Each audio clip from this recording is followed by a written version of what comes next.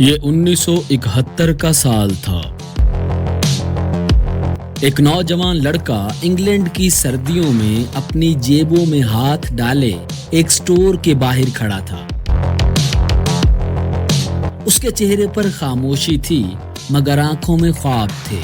پاکستان سے تعلق رکھنے والا ایک طالب علم جو اس وقت انگلینڈ میں تعلیم حاصل کر رہا تھا۔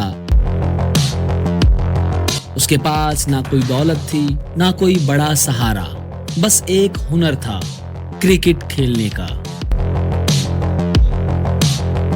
اور ایک خواب تھا، کچھ بننے کا، کچھ بڑا کرنے کا۔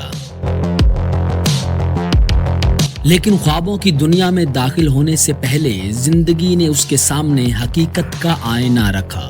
کرسمس کا موسم تھا، انگلینڈ کے لوگ خریداری میں مصروف تھے، سٹور بھرے ہوئے تھے، گاہکوں کی بھیڑ لگی تھی، اور وہ ایک ریسٹورنٹ کے اندر ڈش واشنگ اور کچن میں کام کر رہا تھا، اور چہرے پر خاموش مسکراہٹ لیے ہر آرڈر پر یس سر کہہ رہا تھا۔ دن بھر کام، پھر سردیوں کی ہوا، پھر تنہائی، پھر پڑھائی، اور دل میں صرف ایک بات کہ یہ سب عارضی ہے، میں کچھ بڑا کرنے آیا ہوں۔ پھر ایک دن ریسٹورنٹ میں ایک ملازم سے اس کی تلخ بات ہو گئی، معاملہ بڑھ گیا۔ اس لڑکے نے ایپرن اتارا، ریسٹورنٹ کے مالک کی طرف دیکھا اور کہا، میں اب یہ نوکری نہیں کر سکتا، اور یہ اس کی زندگی کی پہلی اور آخری نوکری تھی۔ یہ لڑکا کوئی اور نہیں بلکہ عمران خان تھا،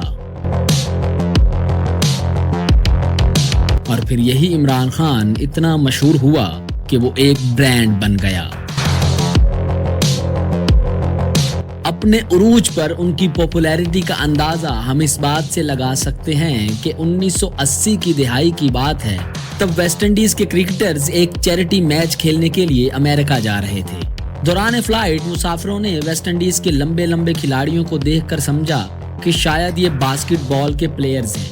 پوچھنے پر ویسٹ انڈیز کے کھلاڑیوں نے بتایا کہ وہ امریکہ کرکٹ کھیلنے جا رہے ہیں۔ کرکٹ کا سننا تھا کہ اکثر لڑکیوں نے ان سے بے اختیار پوچھا، ویئر از عمران خان؟ عمران خان کہاں ہے؟ ویسٹ انڈیز کے کھلاڑی اس وقت کرکٹ کے ورلڈ چیمپئن تھے، لیکن لوگ ان سے عمران خان کا پوچھ رہے تھے۔ ایسا فیم دنیا میں بہت کم لوگوں کو نصیب ہوتا ہے۔ یعنی جب آپ باکسنگ کا سوچیں تو محمد علی، کراٹے کا سوچیں تو بروس لی، اور جب کرکٹ کا نام دماغ میں آئے تو ایک ہی نام، عمران خان۔ اندازہ کیجئے کہ جہاں ویسٹ انڈیز کے کھلاڑی اپنی ٹیم کی شان تھے، وہیں امریکہ جیسے ملک میں بھی لوگ جب کرکٹ کا نام سنتے تو پہلا سوال یہی کرتے کہ عمران خان کہاں ہے؟ لیکن یہ نام ایسے ہی نہیں دنیا میں مشہور ہوا، بلکہ اس کے پیچھے بہت ساری انتھک محنت اور آج کی نسل کے لیے ایک بہترین انسپائریشن ہے۔ عمران خان کو چیلنجز بہت پسند تھے۔ یہ بات ہم اس لیے کر رہے ہیں کیونکہ جب 1971 میں عمران خان نے اپنا پہلا انٹرنیشنل میچ کھیلا تو اس وقت وہ ایک میڈیم پیسر ان سوئنگ بالر تھے، اور ان کا نیچرل بالنگ ایکشن بالکل بھی اٹریکٹیو نہیں تھا۔ اس میچ میں ان کی کارکردگی بھی بہت معمولی سی تھی۔ عمران خان نے ایک بار بتایا کہ جب انہوں نے ڈینس للی کو بالنگ کرتے دیکھا تو وہ ان سے بہت زیادہ امپریس ہوئے، اور انہوں نے دل میں سوچا کہ مجھے بھی اسی طرح ایک فاسٹ بالر بننا ہے۔ لیکن ان کے فاسٹ بالر بننے میں سب سے بڑی مشکل ان کا نیچرل بالنگ ایکشن تھا۔ بہت سارے کرکٹ ایکسپرٹ نے ان سے کہا کہ یہ امپاسبل ہے، یعنی یہ ناممکن ہے، کیونکہ کرکٹ کی تاریخ میں آج تک کوئی بھی بالر اپنا نیچرل بالنگ ایکشن چینج نہیں کر سکا، اور جس کسی نے بھی ایسا کرنے کی کوشش کی ہے اس کا بالنگ کیریئر ہی ختم ہو گیا ہے۔ لیکن عمران خان کی ڈکشنری میں امپاسبل لفظ تھا ہی نہیں۔ آخرکار انہوں نے وہ کر دکھایا جو آج تک کوئی نہ کر سکا، اور اب وہ نہ صرف ایک فاسٹ بالر تھے بلکہ ان کا بالنگ ایکشن بھی سب سے الگ اور قابل دید تھا۔ اب ہم آپ کو بتاتے ہیں کہ وہ عمران احمد خان نیازی سے دی لیجنڈ عمران خان کیسے بنے۔ عمران احمد خان نیازی 5 اکتوبر 1952 کو لاہور میں اکرام اللہ خان نیازی اور شوکت خانم کے گھر پیدا ہوئے تھے۔ عمران 4 بہنوں کے اکلوتے بھائی ہونے کی وجہ سے شروع سے ہی اپنے والدین کی آنکھوں کا تارا تھے۔ ان کے والد ایک سول انجینئر تھے۔ ان کی والدہ کا تعلق برقی خاندان سے تھا۔ جس نے پاکستان کو کئی مشہور کرکٹرز دیے، جیسے شوکت خانم کے کزن جاوید برکی اور ماجد خان۔ عمران خان کی والدہ نے اپنے بیٹے کی پرورش بہت ہی احسن انداز میں کی تھی۔ وہ انہیں بچپن سے ہی بہادر اور دلیر لوگوں کی کہانیاں سنایا کرتی تھی، اور ان میں سے عمران خان کی فیورٹ کہانی ٹیپو سلطان کی تھی۔ عمران خان کو بچپن سے ہی اپنی والدہ سے بہت لگاؤ تھا، اور ان کی اپنی والدہ کے ساتھ بے حد اٹیچمنٹ بھی تھی۔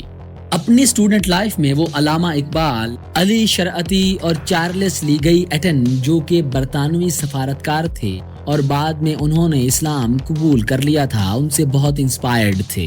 ان سب کی تحریروں نے عمران خان کو اسلام کے بارے میں گہری سمجھ دی، خاص طور پر اس پہلو کی کہ اسلام ایک انصاف پر مبنی معاشرہ کیسے بنا سکتا ہے اور کیسے مغربی شناخت کے ساتھ ہم آہنگ ہو سکتا ہے۔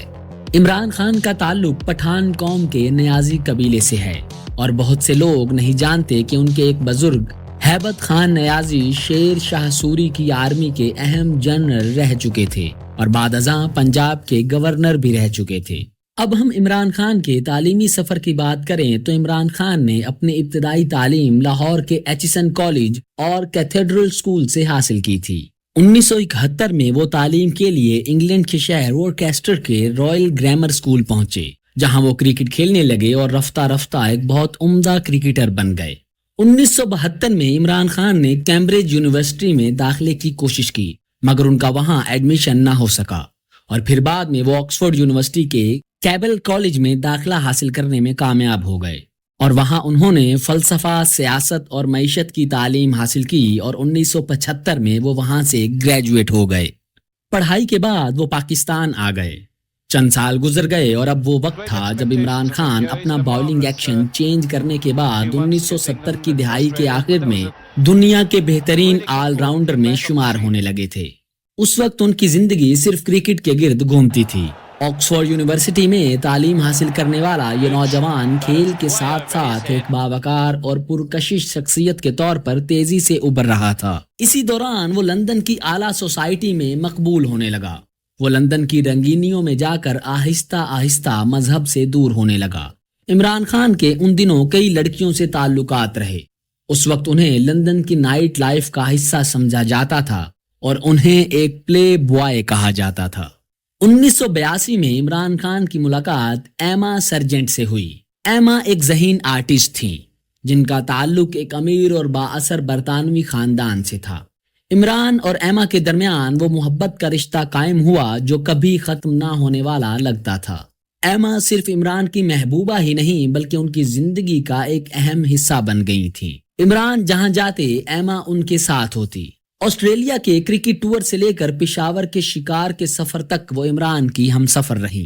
انہی دنوں ایک دفعہ ایما نے عمران خان سے کجی فرمائش کی کہ وہ ان کا ایک نیکڈ پورٹریٹ بنانا چاہتی ہیں۔ عمران خان ایک اوپن مائنڈڈ انسان تھے۔ انہوں نے اس پر رضامندی ظاہر کرتے ہوئے ایما کو وہ پورٹریٹ بنانے کی اجازت دے دی۔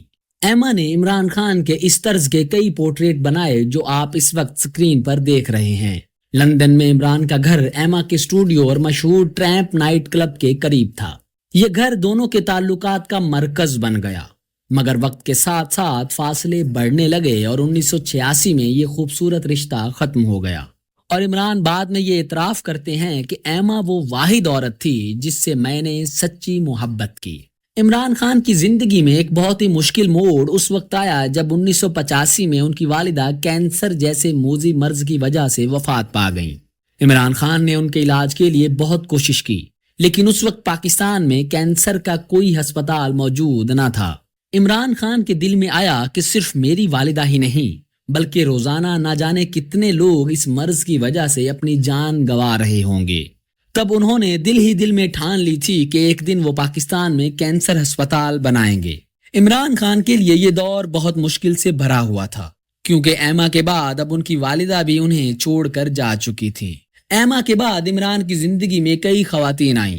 سب سے پہلے آئی سوزی مرے فلپسن۔ عمران خان ان کو لے کر بھی کافی سیریس تھے اور ادھر سوزی بھی ایک دفعہ ان کی خاطر پاکستان آئی تھی، لیکن ان کو پاکستان میں اپنا فیوچر نظر نہ آیا اور اس طرح یہ رشتہ بھی آگے نہ چل سکا۔ اس کے بعد کئی خواتین کے ساتھ عمران خان کا نام جوڑا گیا، جن میں زینت امان، میری ہیلوین، گولڈی ہارن، لائزا کیمبل، ہنا روتھسچائلڈ، اسٹیفنی بیچم اور اناستاسیا کوک شامل تھیں۔ ان میں سے اکثر تعلقات مختصر تھے اور میڈیا کی سرخیوں میں بھی آئے، مگر عمران ہمیشہ وضاحت کرتے رہے کہ اگر کوئی لڑکی ان کی زندگی کا مستقل حصہ بننا چاہتی ہے تو اسے پاکستان میں رہنا ہوگا۔ مصنف کرسٹوفر سینٹفریڈ نے اپنی کتاب میں دعویٰ کیا کہ 1975 میں عمران اور بے نظیر آکسفورڈ یونیورسٹی میں قریبی دوست بنے۔ 2 ماہ کا ایک تعلق قائم ہوا اور عمران کی والدہ نے رشتہ طے کرنے کی کوشش بھی کی، لیکن عمران نے ہمیشہ اس دعوے کی تردید کی اور کہا، ہم صرف دوست تھے، اس سے زیادہ کچھ نہیں۔ بلکہ عمران خان یہ بتاتے ہیں کہ بے نظیر بھٹو جب ویکینڈز پر دوستوں کو انوائٹ کرتی تھیں تو ان کے گھر پر بہت بڑا بوفے سرو کیا جاتا تھا اور عمران خان ڈٹ کر وہاں سے کھانا کھایا کرتے تھے۔ اس کے بعد 1992 میں عمران کی ملاقات جرمنی کی مشہور MTV ہوسٹ کرسٹیانے بیکر سے ہوئی۔ دونوں کے درمیان ایک مضبوط رشتہ قائم ہوا۔ عمران نے اسے اسلام کے بارے میں بتایا اور مسلمان ہونے پر قائل کیا۔ یہ تعلق تقریباً 2 سال تک قائم رہا۔ بریک اپ کے بعد بھی کرسٹیانے نے اسلام قبول کیا اور ایک کتاب لکھی، فرام MTV ٹو مکہ، جس میں عمران خان کا ذکر محبت سے کیا گیا۔ لیکن تھوڑا پیچھے چلیں تو آپ کو بتاتے ہیں کہ 1986 میں عمران خان کی زندگی میں ایک اور لڑکی داخل ہوئی تھی، انا لوئیسا وائٹ، جو کہ بعد میں سیتا وائٹ کے نام سے خبروں کی سرخیوں میں رہی۔ دونوں کے درمیان 2 سال کا تعلق رہا اور 1988 میں ختم ہو گیا، لیکن ان کے بریک اپ سے پہلے ہی سیتا پریگننٹ ہو چکی تھی اور انہوں نے تیریان جیڈ نامی ایک بچی کو جنم دیا۔ سیتا نے دعویٰ کیا کہ تیریان عمران کی بیٹی ہے۔ عمران نے انکار کیا اور پاکستان میں DNA ٹیسٹ کرانے کی پیشکش کی۔ 1997 میں کیلیفورنیا کی عدالت نے عمران کو تیریان کا والد قرار دیا۔ 2004 میں سیتا کی وفات کے بعد سیتا نے خود جمائمہ یعنی عمران کی بیوی کو تیریان کی گارڈین مقرر کیا۔ عمران نے بیان دیا کہ اگر وہ ہمارے خاندان میں آنا چاہے تو ہم اسے خوش آمدید کہیں گے۔ جہاں عمران خان کی ذاتی زندگی میں یہ اتار چڑھاؤ آ رہے تھے، وہیں اپنی پروفیشنل لائف یعنی کرکٹ میں عمران خان آسمان کی بلندیوں کو چھو رہے تھے۔ 1983 میں عمران خان کو وزڈن کرکٹر آف دی ایئر کے اعزاز سے نوازا گیا۔ 1987 میں عمران خان نے پاکستان کو بھارت اور انگلینڈ میں پہلی بار ٹیسٹ سیریز جتوانے میں کامیابی حاصل کی۔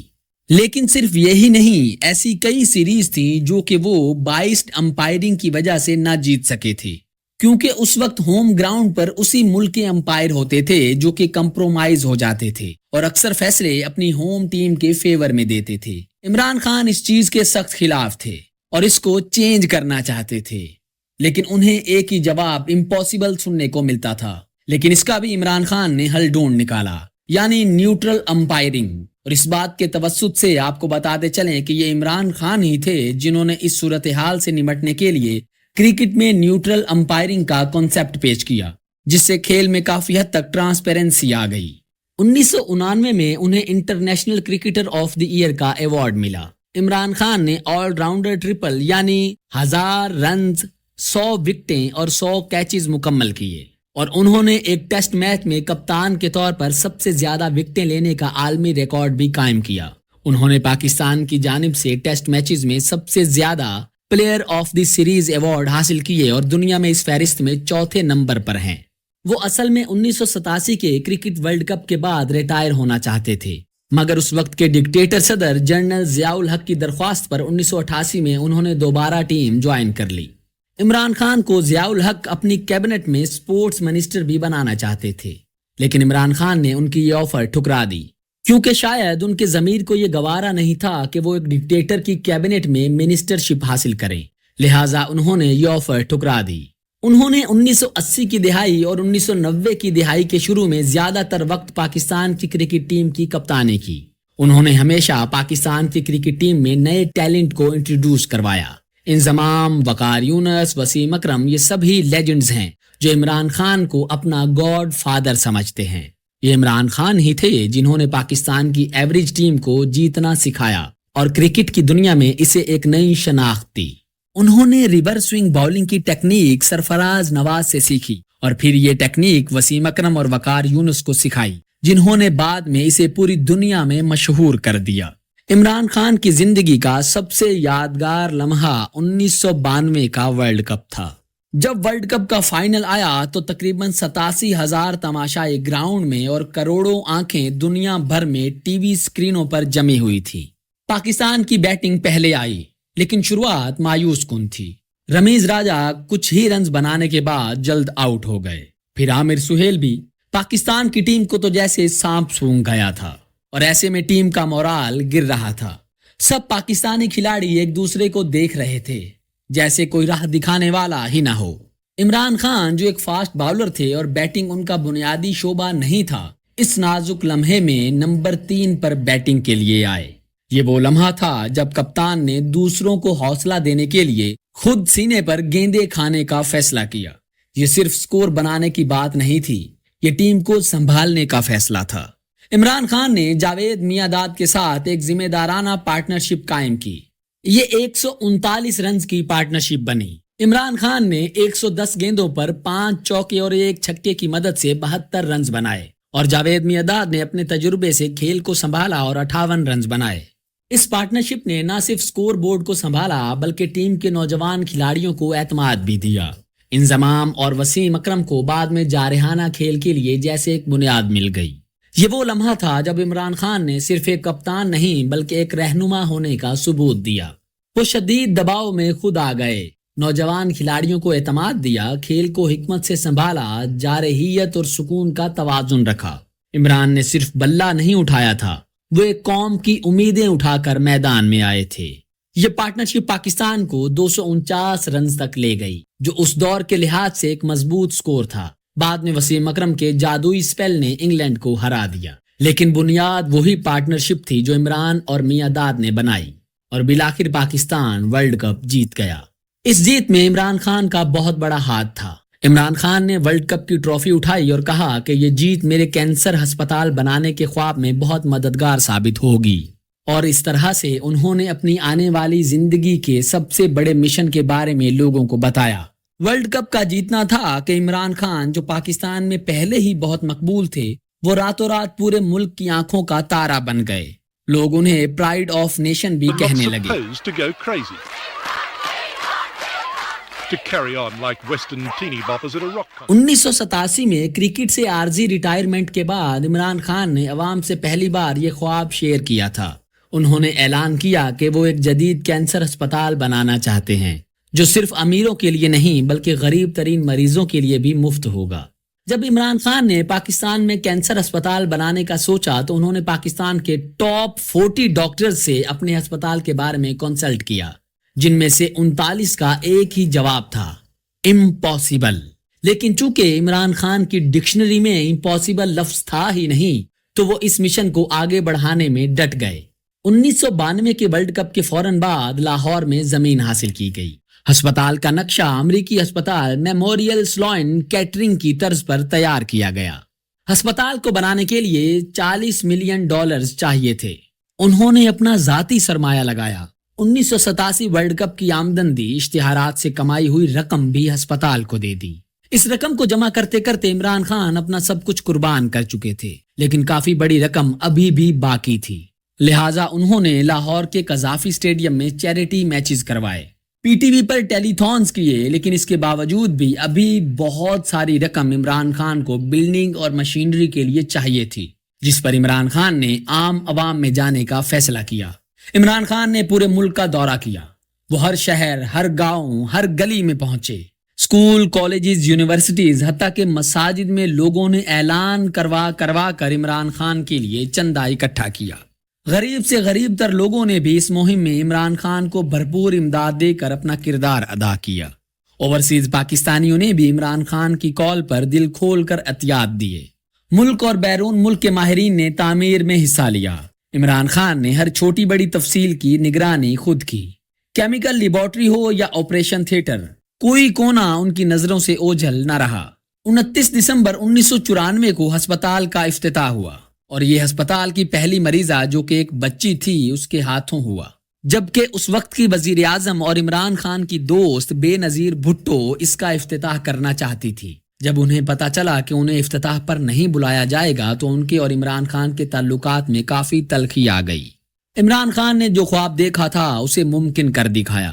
یہ پاکستان کا پہلا خصوصی کینسر ہسپتال ہے جہاں 75% مریضوں کا مفت علاج ہوتا ہے، جس میں radiation, chemotherapy, surgery, research, diagnostics سب کچھ ایک چھت تلے دستیاب ہیں، جن سب پر آج دنیا کی یونیورسٹیز تحقیق کرتی ہیں۔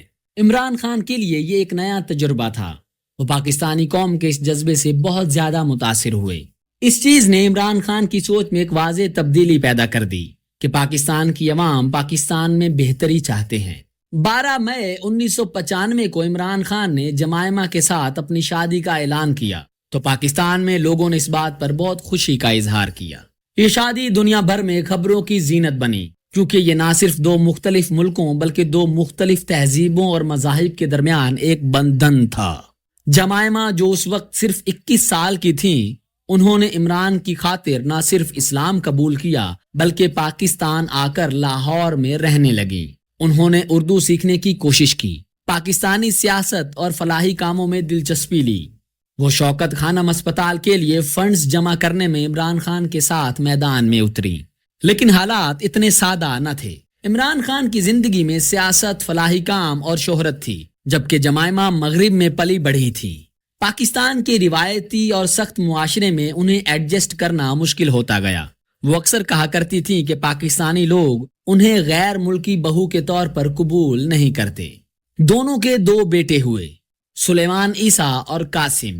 جمائمہ کو اکثر یہودی لابی کی نمائندہ کہہ کر سیاسی نشانہ بنایا جاتا۔ ان پر الزامات لگائے گئے کہ وہ پاکستان کے خلاف سازشیں کر رہی ہیں، حالانکہ ان کا کردار ہمیشہ مثبت رہا۔ یہ الزامات ان کے لیے شدید ذہنی دباؤ کا سبب بنے۔ جب عمران خان کی مقبولیت میں اضافہ ہو رہا تھا اور وہ نواز شریف کی کرپشن کے خلاف آواز بلند کر رہے تھے، تب جمائمہ خان کو نشانہ بنایا گیا۔ ہوا کچھ یوں تھا کہ نواز شریف، حکومت کے قریبی بیوروکریٹس اور کچھ میڈیا حلقوں نے جمائمہ پر قدیم قیمتی اشیاء یعنی اینٹیک آئٹمز اور فرنیچر کی غیر قانونی برآمد کا الزام لگایا، اور کہا گیا کہ جمائمہ خان پاکستان سے اینٹیک آئٹمز غیر قانونی طریقے سے بیرون ملک بھیج رہی ہیں، جو قانوناً جرم ہے۔ اس ضمن میں ایک FIR بھی درج کی گئی۔ دوسری جانب جمائمہ نے واضح طور پر ان الزامات کی تردید کی اور انہوں نے کہا، میرے خلاف یہ مقدمہ بالکل جھوٹا ہے۔ میں نے پاکستان سے کوئی غیر قانونی شے نہ بھیجی ہے نہ خریدی۔ یہ محض سیاسی دباؤ ڈالنے کی کوشش ہے۔ جمائمہ نے یہ بھی کہا کہ ان پر صرف اس لیے الزام لگائے جا رہے ہیں کیونکہ وہ عمران خان کی بیوی ہیں۔ عمران خان نے ان الزامات کو سختی سے رد کیا اور کہا، جمائمہ نے اسلام قبول کیا، پاکستان میں رہیں، میری سیاست میں ساتھ دیا، اور اب ان سے سیاسی انتقام لیا جا رہا ہے۔ یہ سب صرف مجھے دباؤ میں لانے کے لیے کیا جا رہا ہے۔ اس معاملے کی انکوائری کی گئی، تحقیقات شروع ہوئیں اور تحقیقات کے بعد کچھ بھی ثابت نہ ہو سکا۔ کیس بند کر دیا گیا۔ عدالت یا FIA کو ایسا کوئی ثبوت نہ ملا جس سے یہ ثابت ہو کہ جمائمہ نے کوئی غیر قانونی کام کیا ہے، لیکن تب تک میڈیا میں ان کا بہت تذکرہ ہو چکا تھا اور اس سے ان کی شخصیت کو بھی بہت نقصان پہنچا۔ آخرکار اس سیاسی دباؤ، میڈیا کی تنقید اور پاکستان کے اندر بڑھتی ہوئی مخالفت نے جمائمہ کو دل برداشتہ کر دیا اور وہ واپس لندن چلی گئی، اور بالآخر 2004 میں ان کی اور عمران خان کی علیحدگی ہو گئی۔ آپ سوچ رہے ہوں گے کہ عمران خان کی سیاست کی بات ہو رہی ہے لیکن PTI کا کوئی ذکر نہیں ہے۔ دراصل اس کے لیے ہمیں تھوڑا پیچھے 1996 میں جانا ہوگا۔ عمران خان اپنی ہسپتال کی چیریٹی کمپین کے دوران عوام کا جذبہ پہلے ہی بھانپ چکے تھے اور انہیں اندازہ ہو گیا تھا کہ پاکستان کو ایک فلاحی ریاست بنانے کے لیے ان کا سیاست میں آنا ضروری ہے۔ جب انہوں نے سیاست شروع کرنے کا فیصلہ کیا تو بہت سے لوگوں نے انہیں سیاست میں آنے سے روکا، اور پھر ایک بار انہیں یہ سننا پڑا کہ سیاست کرنا ان کے لیے امپاسبل ہے۔ ان باتوں کو عمران خان نے مذاق میں اڑا دیا، اور عمران خان نے 25 اپریل 1996 کو لاہور میں اپنی سیاسی جماعت پاکستان تحریک انصاف کی بنیاد رکھی۔ یہ ایک تنہا، کمزور مگر پر امید آغاز تھا۔ لوگ کہتے تھے یہ کرکٹر سیاست کیا سمجھے گا، لیکن عمران خان اقتدار کے لیے نہیں، نظام کی تبدیلی کے لیے میدان میں اترے تھے۔ PTI نے 1997 کے انتخابات میں حصہ لیا۔ اس وقت نواز شریف نے عمران خان کو آفر کی تھی کہ اگر وہ ان کے ساتھ اتحاد کر لیں تو وہ انہیں نیشنل اسمبلی کی 20 سیٹیں دے سکتے ہیں، لیکن عمران خان کسی بھی پارٹی کے ساتھ اتحاد کے حق میں نہیں تھے. Your team, would he? I offered him a long time ago, but he declined. I don't know why. Sensible. My offer is still valid. انہوں نے اعلان کیا کہ وہ اکیلے ہی الیکشن لڑیں گے اور آخرکار انہوں نے ایسا ہی کیا، لیکن اس الیکشن میں انہیں ایک سیٹ بھی نہ ملی. پی ٹی آئی اتنی بری طرح ناکام ہوئی کہ عمران خان اپنی سیٹ بھی نہ جیت سکے. اس سے کچھ ہی عرصے بعد پاکستان کے سیاسی حالات میں ایک زوردار طوفان آیا اور 1999 میں اس وقت کے army chief general Pervez Musharraf نے حکومت کا تختہ الٹ دیا اور فوجی جنرل پرویز مشرف نے حکومت سنبھالی. عمران خان نے فوجی آمریت کی حمایت نہیں کی، لیکن ایک وقت ایسا بھی آیا کہ جب وہ مشرف کی اصلاحاتی باتوں سے متاثر ہو کر کچھ وقت اس کے قریب ہوئے. جلد ہی عمران نے فوجی آمریت سے فاصلہ اختیار کر لیا اور جمہوریت کی حمایت کا اعلان کیا. یہ وہ وقت تھا جب وہ نواز شریف اور بے نظیر بھٹو کے ساتھ مل کر جمہوریت کے حق میں تحریک چلانے لگے تھے. 2002 کے انتخابات میں پی ٹی آئی نے ایک نشست حاصل کی. عمران خان خود منتخب ہوئے اور یوں ان کی جماعت پاکستان کی نیشنل اسمبلی میں پہلی دفعہ داخل ہوئی. اس کے بعد انہوں نے قومی اسمبلی میں ڈٹ کر کرپشن، فوجی سیاست اور ناانصافی کے خلاف آواز بلند کی. اس احتجاج کے دوران عمران خان پنجاب یونیورسٹی میں طلباء کو متحرک کرنے کے لیے پہنچے تو اسلامی جمعیت طلباء کے ورکرز نے عمران خان پر خوب تشدد کیا اور اس کے بعد انہیں پولیس کے حوالے کر دیا اور پھر عمران خان کو پہلی بار بنا کسی جرم کے جیل کی ہوا کھانا پڑی. لیکن بعد میں انٹرنیشنل دباؤ کی وجہ سے انہیں جیل سے رہا کر دیا گیا. یوں ہی جد و جہد کرتے کرتے 2007 کا سال آ گیا اور 2007 میں جب مشرف نے چیف جسٹس افتخار چودھری کو برطرف کیا تو ملک بھر میں وکلا تحریک اٹھی. عمران خان بھی اس تحریک کا حصہ بنے اور یہ سال ان کی سیاست کو عوامی سطح پر شناخت دینے لگا. 2008 کے انتخابات سے پہلے ہی بے نظیر بھٹو کو شہید کر دیا گیا. پنجاب میں مسلم لیگ نون اور مرکز میں پاکستان پیپلز پارٹی نے حکومت بنائی. عمران خان نے ان دونوں جماعتوں کے خلاف ڈٹ کر اپوزیشن کی اور آپ کو بتاتے چلے کہ مشرف کے دور حکومت سے ہی پاکستان میں پرائیویٹ ٹی وی چینلز کا آغاز ہو چکا تھا اور عمران خان نے ان ٹی وی چینلز کے پروگرامز میں کھل کر اپنا پوائنٹ آف ویو لوگوں تک پہنچانا شروع کر دیا. اس کے علاوہ 2008 سے ہی عمران خان نے سیاست دان انوویشن یعنی ایک ایسا راستہ اپنایا کہ in private T V channels اور سوشل میڈیا کے ذریعے عوام تک اپنا پیغام پہنچانا شروع کر دیا. 30 اکتوبر 2011 کا سنہری وقت آیا جب لاہور میں مینار پاکستان پر عمران خان نے جلسہ کیا جس میں 1 لاکھ سے زائد لوگ شامل ہوئے اور اس جلسے نے پاکستان کی سیاست کو ہمیشہ کے لیے تبدیل کر دیا. اس جلسے نے عمران خان کو عوامی سیاست کا مرکز بنا دیا. اب نوجوانوں، سوشل میڈیا صارفین اور شہری طبقات کی ترجمان بن گئی پی ٹی آئی جماعت. عمران خان کی جماعت یعنی پی ٹی آئی کو لوگوں نے تبدیلی کا چہرہ ماننا شروع کر دیا.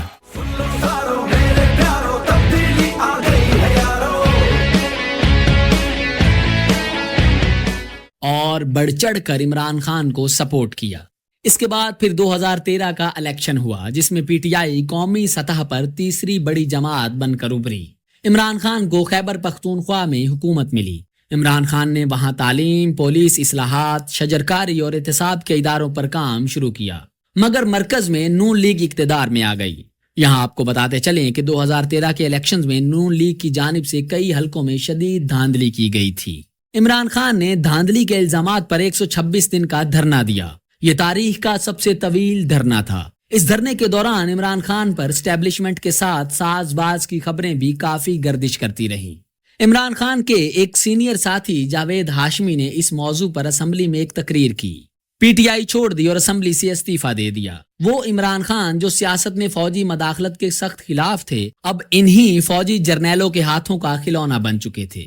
2013 کے انتخابات کے بعد جب عمران خان کی سیاسی مقبولیت آسمان کو چھو رہی تھی وہ ایک ٹی وی اینکر خاتون ریحام خان سے ملے.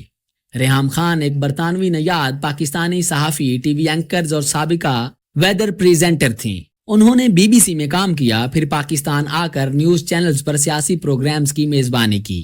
ان کا انداز گفتگو اور شخصیت نے انہیں جلدی خبروں کا چہرہ بنا دیا. عمران خان اور ریحام خان کی پہلی ملاقات ایک انٹرویو کے دوران ہوئی. جلد ہی دونوں کے درمیان ذاتی تعلقات بڑھنے لگے. میڈیا میں افواہیں گردش کرنے لگیں لیکن دونوں نے خاموشی اختیار کیے رکھی. 6 जनवरी 2015 को इमरान खान ने रेहाम खान से शादी कर ली। शादी के बाद रेहाम खान ने तहरीक इंसाफ की सरगर्मियों में दिलचस्पी लेना शुरू की। वो जलसों में शिरकत करती, तकारीर करती और इमरान खान के साथ हर जगह नजर आती। ये बात पार्टी के अंदरूनी हलकों को नागवार गुजरी। कई सीनियर रहनुमाओं को ये महसूस हुआ कि रेहाम बिला वजह पार्टी मामलात में मुदाखलत कर रही हैं। इमरान खान की बहनों और करीबी रिश्तेदारों को भी रेहाम से इख्तलाफात थे।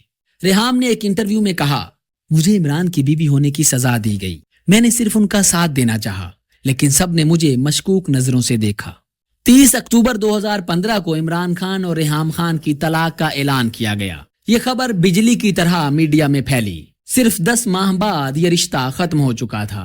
इमरान खान ने कहा, मैंने अपनी जाती जिंदगी में सुकून चाहा, मगर ये मुमकिन ना हो सका।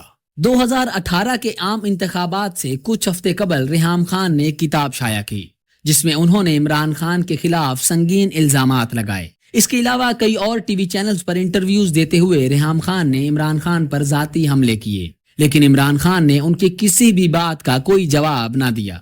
सियासत, इल्जामात, नाकाम शादियां, ये सब इमरान खान की जिंदगी का हिस्सा बन चुके थे, मगर उनका दिल अब भी खाली था।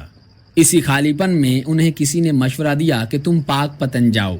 वहां एक रूहानी खातून हैं, बुशरा बीबी उर्फ पिंकी पीरनी। वो पहली मुलाकात मामूली नहीं थी।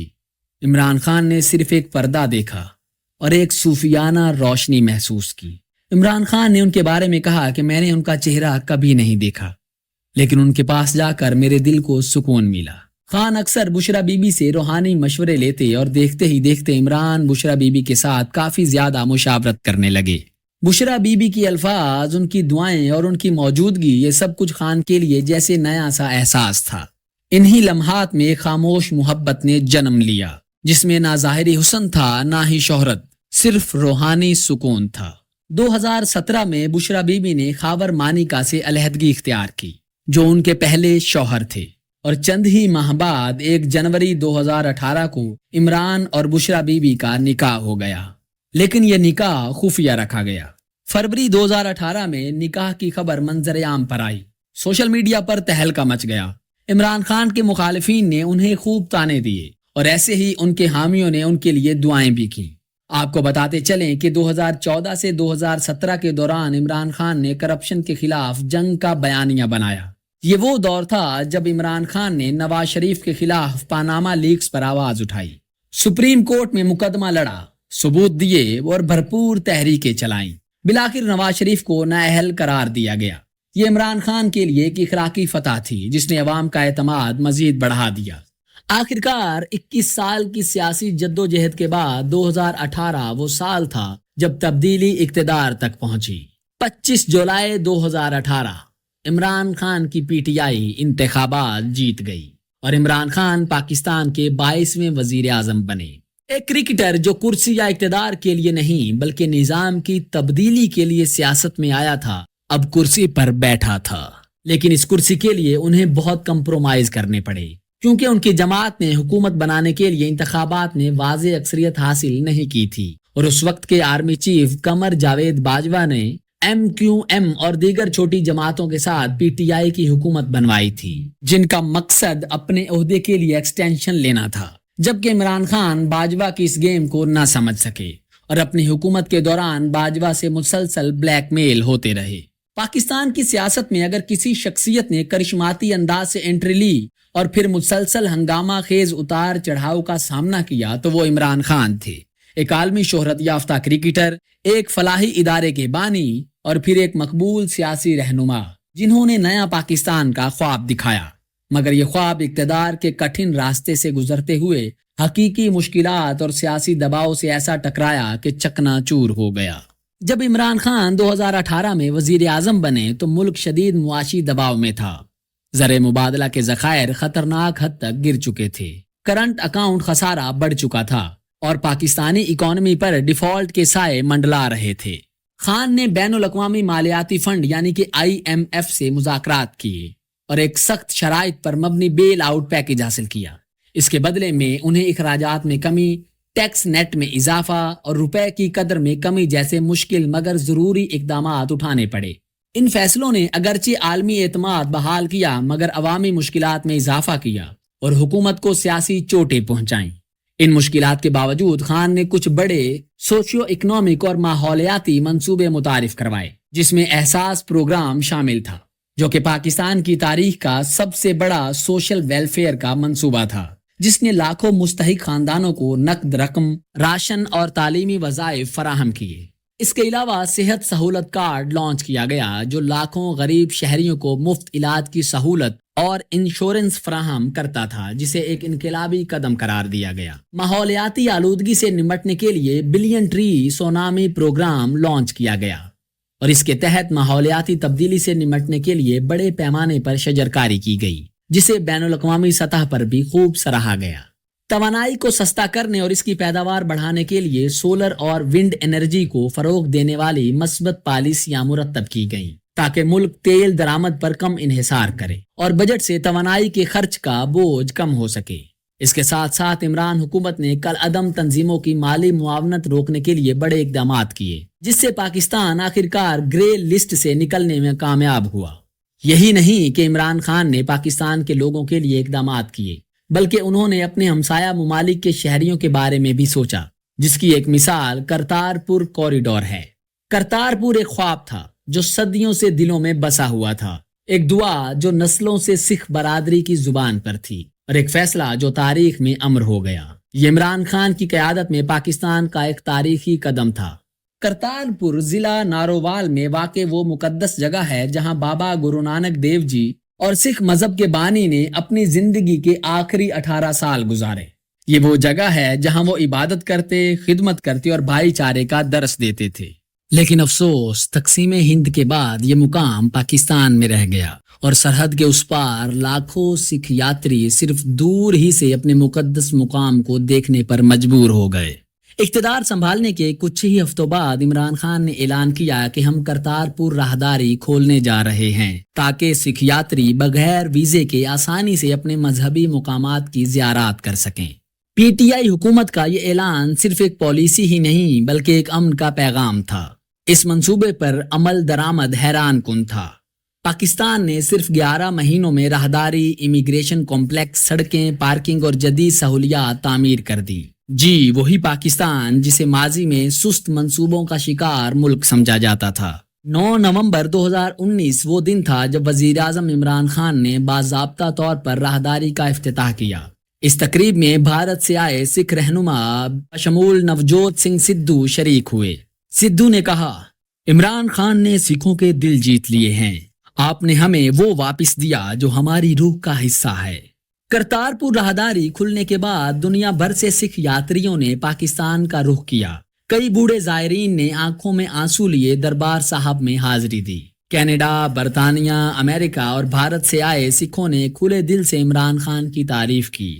انہیں بابا نانک جی کا سپاہی اور امن کا سفیر بھی کہا گیا۔ یہ راہداری صرف ایک راستہ نہیں، یہ امید کا دروازہ ہے۔ جب دنیا میں اقلیتوں پر ظلم کی خبریں عام تھیں، پاکستان نے اقلیتوں کے لیے اپنے دروازے کھولے۔ یہ عمران خان کی سفارتی حکمت عملی کا ایک نیا باب تھا۔ آپ کو بتاتے چلیں کہ کرتارپور راہداری میں داخل ہونے کے لیے بھارتی یاتریوں کو نہ ویزا درکار ہے اور نہ ہی انہیں کسی مشکل عمل سے گزرنا پڑتا ہے۔ صرف آئی ڈی یا پاسپورٹ کے ساتھ وہ ایک دن میں پاکستان آ کر اپنی اس مقدس جگہ کی زیارت کر سکتے ہیں۔ راہداری کھلتے ہی روزانہ 5000 یاتریوں کو اجازت دی گئی ہے وہ پاکستان آئیں، اور حکومت نے دعویٰ کیا ہے کہ یہ تعداد بڑھائی بھی جا سکتی ہے۔ کرتارپور راہداری امن کی طرف اور انسانیت کی طرف ایک اہم قدم ہے جس کی بنیاد رکھی گئی تھی عمران خان کے دور حکومت میں، اور اس طرح خان نے نہ صرف سکھوں کے لیے راہ کھولی بلکہ دلوں کو بھی جوڑ دیا۔ عمران حکومت سے قدرت نے عالمی وبا کی صورت میں بھی بہت سخت امتحان لیا۔ آج لگ بھگ سبھی جانتے ہیں کہ 2020 میں جب کورونا وائرس نے دنیا کو مفلوج کر دیا تو خان نے ایک مختلف راستہ اختیار کیا تھا جو تھا سمارٹ لاک ڈاؤن۔ ان کی حکمت عملی کا مقصد یہ تھا کہ معیشت مکمل بند نہ ہو اور غریب طبقہ بھوکا نہ مرے۔ عالمی ادارہ صحت WHO نے بھی اس پالیسی کی تعریف کی، لیکن اس کے باوجود وبا کے اثرات، مہنگائی، بے روزگاری اور روپے کی گرتی ہوئی قدر نے عوامی پریشانیوں کو بڑھایا اور حکومت کے لیے دباؤ بڑھتا گیا۔ عمران خان کی حکومت اب بہت زیادہ ان پاپولر ہو چکی تھی اور طاقت کے دیوتا بھی ان سے ناراض ہو چکے تھے، یعنی پاکستان کی فوجی اسٹیبلشمنٹ عمران خان کے خلاف ہو چکی تھی۔ جنرل باجوہ ایک بار پھر ایک اور ایکسٹینشن کے چکر میں اپوزیشن جماعتوں کی پیٹھ تھپ تھپانے لگے تھے۔ اس کے لیے سب سے پہلے عمران خان کے DGISI جنرل حمید کو تبدیل کیا گیا، جسے عمران خان نے مسترد کر دیا، اور اس طرح عمران خان اور جنرل باجوہ کے درمیان شدید تلخیوں کا آغاز ہو گیا، اور پھر جنرل فیض حمید کی جگہ باجوہ کے ایک قابل اعتماد جنرل ندیم انجم کو DGISI مقرر کر دیا گیا، اور انہوں نے باجوہ کے مشن کو آگے بڑھاتے ہوئے عمران خان کے خلاف تحریک عدم اعتماد کی راہ ہموار کی۔ 2022 کے آغاز میں اپوزیشن جماعتوں نے متحد ہو کر عمران خان کے خلاف تحریک عدم اعتماد پیش کی۔ 3 اپریل کو قومی اسمبلی کے ڈپٹی اسپیکر نے تحریک کو غیر آئینی قرار دے کر مسترد کر دیا، مگر سپریم کورٹ نے یہ فیصلہ کل عدم قرار دیا۔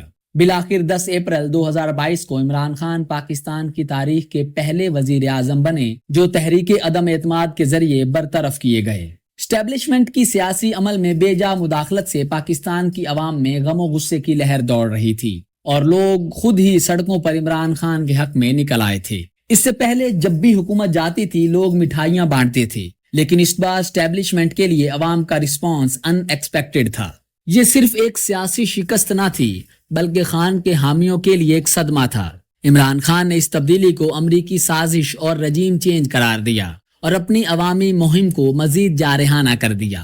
عمران خان متعدد بار یہ بتا چکے تھے کہ ملک کی اسٹیبلشمنٹ مجھے قتل کروانا چاہتی ہے، اور اس کا الزام وہ یقیناً کسی مذہبی جنونی پر لگائیں گے، اور پھر وہی ہوتا ہے۔ عمران خان پاکستان میں احتجاجی مظاہروں کی کال دیتے ہیں اور ایک لانگ مارچ کا انعقاد کیا جاتا ہے۔ یہ 3 نومبر 2022 کی شام تھی جب لانگ مارچ کا یہ قافلہ وزیر آباد پہنچتا ہے تو کچھ بھیانک ہو جاتا ہے۔ یہ پاکستان کی سیاسی تاریخ کا ایک سیاہ دن تھا جب ایک عوامی لیڈر، ایک سابق وزیر اعظم اور لاکھوں دلوں کی دھڑکن قاتلانہ حملے کا نشانہ بنا۔ عمران خان پر وزیر آباد میں فائرنگ کی جاتی ہے۔ عمران خان جو اس وقت لاہور سے اسلام آباد کی طرف لانگ مارچ کی قیادت کر رہے تھے، ہزاروں کارکنان کے ساتھ وزیر آباد کے مقام پر پہنچے۔ پرامن مارچ، تبدیلی کا نعرہ اور انصاف کی تحریک جاری تھی، لیکن کسی کو خبر نہیں تھی کہ چند لمحوں بعد گولیاں چلنے والی ہیں، اور پھر اچانک فائرنگ کی آوازیں گونجتی ہیں۔ 1 2 4 5 عمران خان زمین پر گر جاتے ہیں، ان کے ساتھی چیختے ہیں، کارکن دوڑتے ہیں، قافلے میں خوف کی لہر دوڑ جاتی ہے۔ عمران خان کو فوری طور پر لاہور کے شوکت خانم ہسپتال منتقل کیا جاتا ہے۔ گولیاں ان کے دائیں ٹانگ پر لگی تھیں۔ ڈاکٹروں نے بتایا کہ ان کی جان خطرے سے باہر ہے، لیکن زخم گہرے ہیں۔ اسی رات عمران خان نے ایک ویڈیو پیغام میں کہا، مجھے قتل کرنے کی سازش کی گئی تھی، میں ان 3 افراد کے نام جانتا ہوں جو اس کے پیچھے ہیں۔ دوسری جانب پنجاب پولیس نے حملے کے فوراً بعد ایک شخص نوید کو گرفتار کیا اور اس کا اعترافی بیان جاری کیا۔ نوید کہتا ہے، میں نے عمران خان پر اس لیے حملہ کیا کیونکہ وہ مذہب کی توہین کر رہے تھے، لیکن یہ بیان بہت سے لوگوں کے لیے ناقابل یقین ہوتا ہے، اور تحریک انصاف نے بھی اس بیان کو سکرپٹڈ قرار دیا۔ عمران خان نے کھل کر 3 افراد کے نام لیے، وزیر اعظم شہباز شریف، وزیر داخلہ رانا ثناء اللہ، اور تیسرا ایک سینئر فوجی افسر جو جنرل فیض کے بعد سیکیورٹی کے عہدے پر مامور تھے۔ انہوں نے کہا، اگر مجھے کچھ ہوا تو ان تینوں کو ذمہ دار سمجھا جائے۔ اس واقعے کے بعد پورا پاکستان ہل کر رہ گیا۔ پی ٹی آئی کارکنوں نے سڑکیں بلاک کر دیں، مظاہرے شروع ہو گئے۔ سوشل میڈیا پر Imran Khan red line trend کرنے لگا۔ یہ صرف ایک حملہ نہیں، ایک عوامی بیداری تھی۔ زخموں کے باوجود عمران خان نے مارچ کو روکا نہیں۔ انہوں نے کہا، میں اپنے مشن سے پیچھے نہیں ہٹوں گا، جب تک انصاف نہیں ملتا چین سے نہیں بیٹھوں گا۔ عمران خان نے جوڈیشل کمیشن کا مطالبہ کیا، لیکن تفتیش آگے نہ بڑھ سکی۔ حکومت نے جو کمیشن بنایا اس پر عمران خان کو اعتماد نہیں تھا۔ سوالات آج بھی باقی ہیں۔ اصل سازش کیا تھی؟ حملہ آور اکیلا تھا یا کوئی نیٹ ورک تھا؟ اور اس حملے سے کس کو فائدہ ہوا؟ وزیر آباد حملہ ایک ایسا واقعہ ہے جس نے عمران خان کو مزید طاقتور بنا دیا۔ یہ واقعہ ان کے لیے ایک ٹرننگ پوائنٹ تھا۔ جہاں کچھ لوگ اسے مذہبی جنونیت کا ایک عمل کہتے ہیں، وہیں عمران خان کے چاہنے والے اسے ریاستی سازش سمجھتے ہیں۔ سچ کیا ہے یہ وقت ہی بتائے گا۔ اس کے بعد عمران خان اپنی دونوں صوبائی حکومتوں کو توڑنے کا اعلان کرتے ہیں، جس پر اپوزیشن انہیں تانے دیتی ہے کہ یہ صرف سیاسی بیانات ہیں، لیکن عمران خان ایک بار پھر اپنے مخالفین کو غلط ثابت کرتے ہوئے اپنی دونوں صوبائی حکومتیں توڑ دیتے ہیں اور اس امید کا اظہار کرتے ہیں کہ آئین کے مطابق 90 دنوں میں عام انتخابات کروائے جائیں گے، لیکن اسٹیبلشمنٹ ایک بار پھر الیکشن کمیشن کو استعمال کرتے ہوئے مقررہ مدت میں الیکشنز نہیں کرواتی اور دوسری طرف عمران خان کے خلاف مقدمات کی لائن لگ جاتی ہے۔ 9 مئی کو عمران خان اپنی پیشی کے سلسلے میں سپریم کورٹ کے احاطے میں ابھی اپنی بائیو میٹرک کروا رہے تھے کہ اسی دوران رینجرز کی ایک بڑی تعداد نے عمران خان کو سپریم کورٹ کے احاطے سے اغوا کر لیا اور اسے ان کی گرفتاری ظاہر کیا گیا۔ پھر کیا تھا؟ اچانک گرفتاری کے بعد پورے ملک میں مظاہرے پھوٹ پڑے۔ سپریم کورٹ نے گرفتاری کو غیر قانونی قرار دیا۔ 9 مئی 2023 کا دن پاکستانی سیاست اور عسکری اداروں کے لیے ایک فیصلہ کن موڑ ثابت ہوا۔ عمران خان کی گرفتاری کے بعد ملک بھر میں شدید احتجاج ہوا، جس کے دوران عسکری تنصیبات اور یادگاروں کو نقصان پہنچایا گیا۔ ان واقعات کے بعد ریاست نے تحریک انصاف کے خلاف سخت کارروائیاں شروع کی، تاہم عمران خان اور ان کی جماعت نے ان واقعات کو فالس فلیگ آپریشن قرار دیا۔ یہ اصطلاح کیا ہے؟ عمران خان اسے کیوں استعمال کرتے ہیں؟ آئیے اس پر تحقیقی نظر ڈالتے ہیں۔ فالس فلیگ آپریشن دراصل ایک فوجی و خفیہ اصطلاح ہے، جس کا مطلب ہوتا ہے کہ کوئی ریاست یا ادارہ خود کسی کارروائی کو اس انداز سے انجام دے کہ وہ دشمن یا کسی اور گروہ کی طرف سے لگے۔ اس کا مقصد عام طور پر کسی خاص گروہ کو بدنام کرنا، عوامی ہمدردی کو تبدیل کرنا یا کسی نئی پالیسی یا کارروائی کے لیے جواز پیدا کرنا ہوتا ہے۔ عمران خان نے 9 مئی کے بعد بارہا اپنے ویڈیوز، بیانات اور عدالت میں یہ موقف اپنایا کہ 9 مئی کے احتجاج کو پہلے سے ریاستی اداروں کے اندر موجود عناصر نے ایک اسکرپٹ کے تحت استعمال کیا تاکہ تحریک انصاف کو دہشت گرد جماعت کے طور پر پیش کیا جا سکے۔ ان کے مطابق یہ واقعہ ایک بہانہ بنایا گیا تاکہ ان کے خلاف کریک ڈاؤن ہو، پارٹی کو توڑا جائے اور انہیں الیکشن کے عمل سے باہر رکھا جائے۔ عمران خان کا کہنا ہے کہ پارٹی کی مرکزی قیادت اور اکثریتی کارکنوں نے پرامن احتجاج کی کال دی تھی، لیکن کچھ نامعلوم افراد نے مخصوص مقامات پر حملے کر کے حالات کو خراب کیا۔ انہوں نے الزام لگایا کہ سرکاری میڈیا نے صرف ان مقامات کی فوٹیج دکھائی جہاں حملے ہوئے۔ اس کے برعکس ملک بھر میں ہونے والے پرامن احتجاجوں کو جان بوجھ کر نظر انداز کیا گیا۔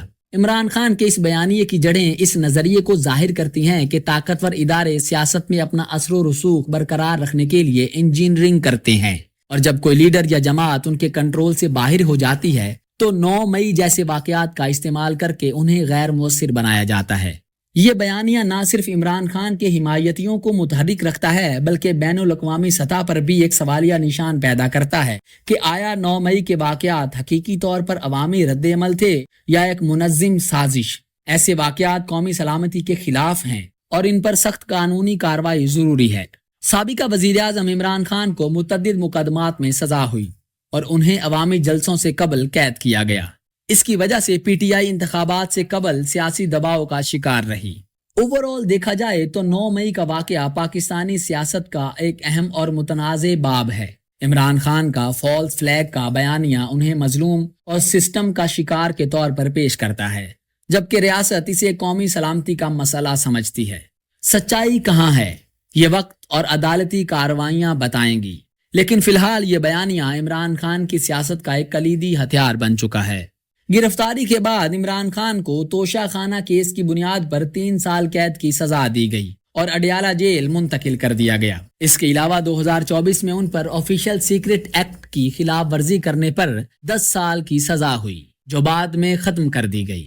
اس کے علاوہ القادری ٹرسٹ کیس کی وجہ سے ان کو 14 سال کی سزا سنائی گئی۔ اس کے ساتھ ساتھ آپ کو بتاتے چلیں کہ دسمبر 2024 تک عمران خان پر مجموعی طور پر 186 مقدمات درج ہو چکے تھے، جن میں بیشتر ابھی بھی زیر سماعت ہیں۔ عمران خان کا ہر نیا دن کسی نئے مقدمے کی پیشی سے شروع ہوتا تھا۔ انہی دنوں حالات کا اندازہ لگاتے ہوئے کئی صحافی اور اینالسٹ نے عمران خان کے مخالفین سے پروگرامز میں یہ سوال کیے کہ اگر عمران خان کو جیل ہو گئی تو کیا وہ قید برداشت کر پائیں گے؟ اس کے جواب میں عمران خان کے مخالفین زور کا کہکہا لگاتے اور کہتے کہ امپاسبل، یہ آدمی 4 دن بھی جیل نہیں کاٹ سکتا۔ یہاں تک کہ اس وقت کے وزیر داخلہ رانا ثناء اللہ خان صاحب نے تو یہ بھی کہہ دیا تھا کہ دعا کریں کہ عمران خان کو جیل ہو جائے۔ اس کی ساری سیاست ناک سے باہر آ جائے گی. لیکن اس بار بھی عمران خان نے ایک اور امپاسبل کو پاسبل کر دکھایا اور اس جوان مردی سے جیل کاٹی کہ جس کی پاکستان کی سیاسی تاریخ میں کوئی اور مثال نہیں ملتی. ان کی اس بہادری کا اعتراف ان کے مخالفین بھی کرتے ہیں. مثال کے طور پہ آپ کویشچن کریں کہ جی آپ کہتے تھے کہ یہ 2 دن جیل نہیں کاٹے گا، بالکل درست ہے، میں کہتا تھا. آپ پھر کہیں گے جی اب اس نے جیل کاٹ لی ہے تو میں کیا کہوں کہ نہیں کاٹی. میں نے کہا کہ بھی جیل اس نے ٹھیک کاٹی، اب اس کو 1 سال سے اوپر ہو گیا ہے. اس کے بعد ملک میں الیکشن کی گہما گہمی شروع ہو گئی اور اس دوران بھی پی ٹی آئی کو شدید سیاسی اور عسکری دباؤ کا سامنا رہا. دراصل اپریل 2023 میں ای سی پی نے پی ٹی آئی کو اندرون جماعت انتخابات نہ کروانے کے بہانے انہیں ان کا شناختی نشان کرکٹ بیٹ نہیں دیا. عدالتوں سے درخواستیں کرنے کے باوجود عین انتخابات سے کچھ دن پہلے 13 جنوری 2024 کو سپریم کورٹ نے الیکشن کمیشن کا یہ فیصلہ برقرار رکھا. نتیجتاً اکثر پی ٹی آئی امیدوار آزاد حیثیت میں حصہ لینے پر مجبور ہوئے. یہ سب یہی نہیں رکا. بمشکل ملک میں الیکشنز کا دن آیا اور جیسے تیسے پولنگ کا عمل مکمل ہوا، لیکن اس کے بعد وہ ہوا جس کا پاکستانی عوام کو اندازہ نہیں تھا. سب امیدیں، سب خواب، سب جواز دھرے کے دھرے رہ گئے اور ملک کے طاقتور عناصر غریب عوام کو کرش کرنے میں 100% کامیاب ہو گئے. الیکشن میں شدید دھاندلی کے بعد پی ٹی آئی نے الزام لگایا کہ انٹیلیجنس اداروں اور ریاستی عوامل نے انتخابات میں منظم مداخلت کی، جس میں الفاظی دباؤ، فارم 45 اور 47 میں ہیر پھیر اور ووٹنگ سٹیشنز میں جعلی بیلٹ ریپلیسمنٹ شامل تھے. بعض پولنگ سٹیشن پر کل رجسٹرڈ ووٹر سے زیادہ بیلٹ ڈالے گئے. انتخابات کے دن جامع موبائل اور انٹرنیٹ سروسز کو پورے ملک میں بند کیا گیا، جس سے ووٹرز کو سٹیشن تلاش کرنے میں دشواری ہوئی اور مبصروں سمیت پی ٹی آئی کے ووٹنگ ایجنٹ وغیرہ کے رابطے ایک دوسرے سے منقطع ہو گئے. پھر اس کے بعد بہت سے اضلاع میں نتائج کا اعلان 24 گھنٹے سے زائد دیر میں ہوا. بعض صورتوں میں ابتدائی نتائج پی ٹی آئی کے حق میں تھے، لیکن رات کے دوران ان میں تبدیلیاں کر دی گئیں اور جیسا بتایا گیا فارم 45 اور 47 میں تضاد واضح رہا. یہ سب ہونے کے بعد پی ٹی آئی بھی چپ نہ رہی. پی ٹی آئی کے شدت پسند کارکنان نے بڑے پیمانے پر احتجاج کیا، جن میں کراچی، لاہور، پشاور اور اسلام آباد شامل تھے. پولیس نے آنسو گیس، ربڑ کی گولیاں اور گرفتاریوں کے ذریعے احتجاج کو کچلنے کی کوشش کی. اس دوران کچھ افراد کی موت بھی ہو گئی. پاکستان کے ضلع راولپنڈی کے ایک سینئر کمشنر لیاقت علی چٹھا نے اعتراف کیا کہ انہوں نے 13 قومی اسمبلی کی نشستوں میں قریباً 70,000 ووٹس کے فرق کو الٹ دیا اور پی ایم ایل این کے امیدواروں کو جیت دلائی. پی ٹی آئی نے لیاقت علی چٹھا کے اس بیان کو براہ راست دھاندلی کا ثبوت قرار دیا. یہ سب کرنے کے بعد بھی عوامی رائے سب کے سامنے واضح تھی. پی ٹی آئی سے وابستہ آزاد امیدواروں نے سب سے زیادہ نشستیں حاصل کی، یعنی 101 میں سے 93 سیٹیں، لیکن وہ واضح اکثریت نہ بنا سکے. لہٰذا پی ایم ایل این اور پی پی پی نے اتحاد کر کے حکومت بنائی، جبکہ پی ٹی آئی ابھی تک مکمل طاقت میں نہ آ سکی. امریکہ، برطانیہ اور یورپ سمیت مختلف ممالک نے انتخابی عمل پر تشویش کا اظہار کیا. کشمیر بار ایسوسی ایشن اور انسانی حقوق تنظیموں نے بھی قانونی تحقیقات کا مطالبہ کیا. پی ٹی آئی نے بعد میں حکومتی مذاکرات کی کوشش کی، لیکن مطالبات تسلیم نہ کیے گئے. 8 فروری 2025 کو پی ٹی آئی نے ریلی کے طور پر ملک گیر احتجاج کا اعلان کیا، جو کہ کامیاب نہ ہو سکا. اس کے بعد عمران خان نے 26 نومبر 2024 کو احتجاج کی کال دی اور اس دفعہ یہ احتجاج ساری رکاوٹیں پار کرتے ہوئے اسلام آباد پہنچ گیا، کیونکہ اس کی قیادت جیل سے رہا ہونے کے بعد خود بشرا بی بی کر رہی تھی اور پھر سیکیورٹی اداروں نے نہتے مظاہرین پر براہ راست گولیاں چلا دیں. آزاد ذرائع 14 اموات کی تصدیق کرتے ہیں، جبکہ بہت سارے لوگ فائرنگ سے زخمی ہوئے. اس کے علاوہ جب عدالتوں نے عمران خان کو انصاف دینا شروع کیا تو سیکیورٹی اداروں نے آئین میں زبردستی 26ویں آئینی ترمیم کرتے ہوئے اپنے من پسند جج کو چیف جسٹس بنا دیا، جبکہ جسٹس منصور علی شاہ، جو کہ سب سے سینئر اور سب سے ایماندار جج تھے، انہیں نشان عبرت بناتے ہوئے چیف جسٹس نہ بننے دیا گیا. اسٹیبلشمنٹ کے یہ تمام اقدامات ظاہر کرتے ہیں کہ وہ جیل میں بیٹھے عمران خان سے اس وقت کتنے خوف زدہ ہیں. سیاسی پنڈتوں کے مطابق پاکستان میں اسٹیبلشمنٹ سے ٹکرا کر اقتدار میں آنا امپاسبل یعنی ناممکن ہے، اور اب یہ تو آنے والا وقت ہی بتائے گا کہ کیا اس بار عمران خان اس امپاسبل کو پاسبل کر پائیں گے یا نہیں.